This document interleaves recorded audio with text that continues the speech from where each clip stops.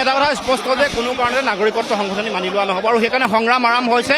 ধাৰাবাহিকভাৱে সংগ্ৰাম অব্যাহত থাকিব প্ৰকৃত মোগলে যেনেকৈ আক্ৰমণ কৰিছিলে এতিয়া ভাষা সংস্কৃতিৰ ওপৰত বিজেপি আক্ৰমণ কৰিব বিচাৰিছে এই আক্ৰমণ আমি প্ৰত্যাহ্বান জনাব লাগিব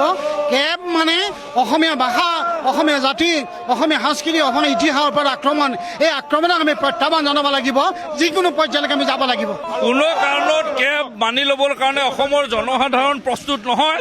অসমৰ জনসাধাৰণৰ স্বাৰ্থক বিঘ্নিত কৰি আমাৰ ওপৰত ক্ষমতাৰ আগিত বলিয়ান হৈ কোনোবাই যদি কেব জাপি দিয়ে ইয়াৰ বিৰুদ্ধে তীব্ৰ গণসংগ্ৰাম চলিব We are opposing it and we will continue to oppose it.